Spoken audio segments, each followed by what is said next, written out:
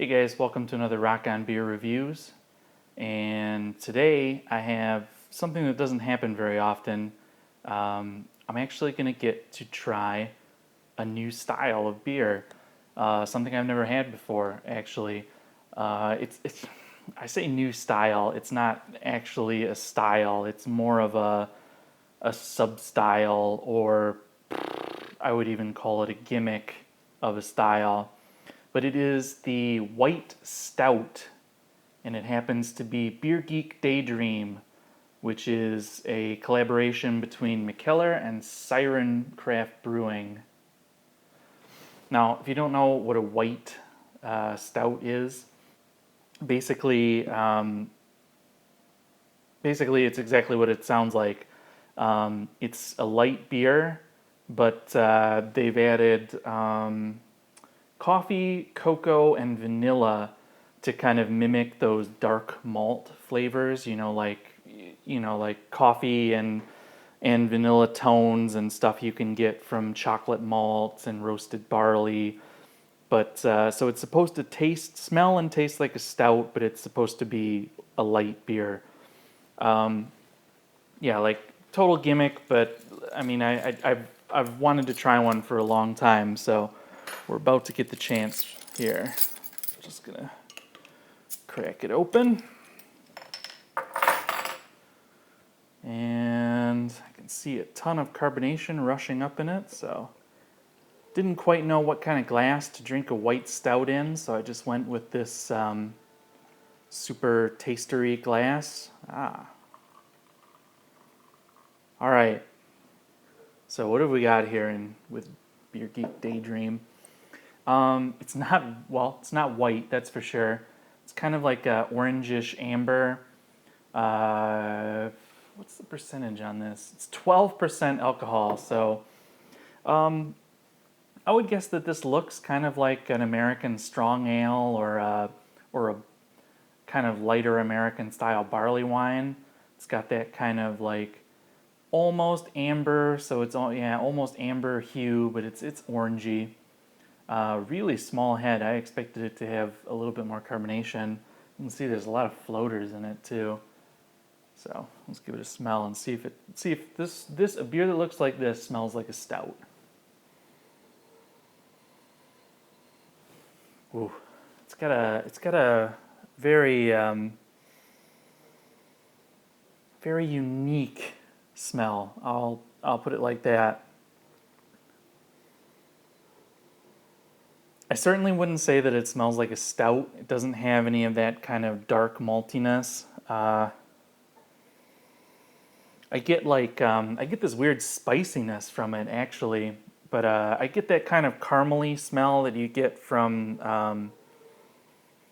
from bigger beers that have a lot of caramel malts in them.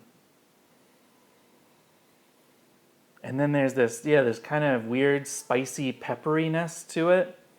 It's really odd. It's really hard to describe, but like spiciness, like a spiced herb beer. There's maybe a touch of sweet vanilla in the way in the background, but it's definitely more just like crystal malt and spiciness.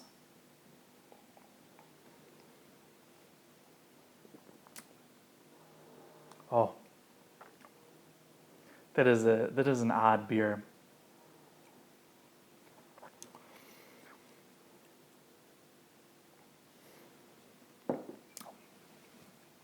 Wow. It is a mess. It's a mess. That's what that's the descriptive word that I'm gonna come up with for it.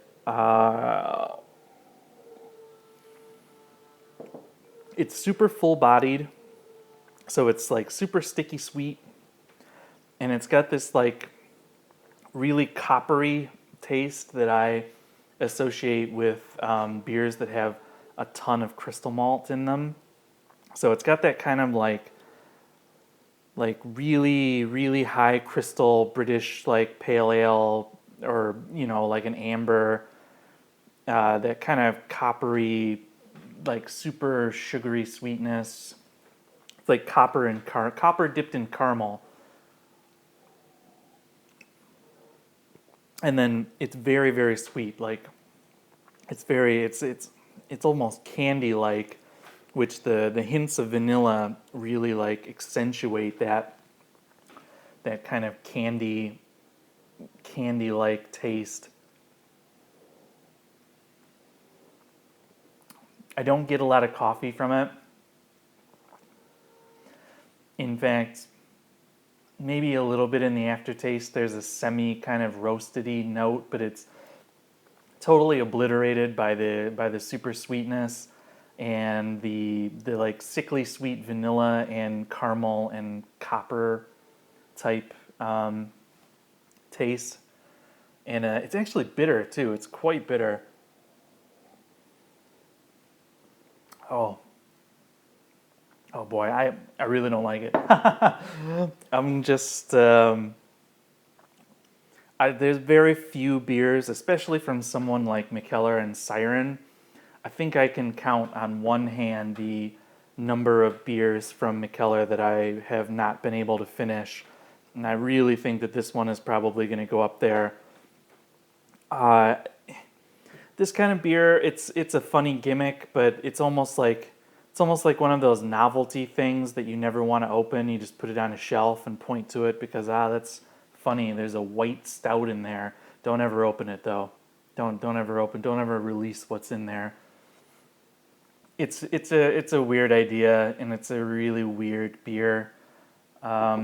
Maybe if the ABV, it could be a little nicer if the ABV and the sweetness was dialed down a little bit, because it also has a really hot aftertaste, like hot booziness. I'm giving it a really low 4. I think that this one totally misses the mark. I probably won't be able to finish it. So, well, I finally got to try a white stout, and I can't say that I enjoyed it very much. But if you really want to try a white stout, I have to. I know that there's other ones out there. I don't know who makes them, but I've heard of them. So, can't really recommend you picking up this particular white stout. But you know, you win some, you lose some. It was fun to try. And until next time, you guys, cheers.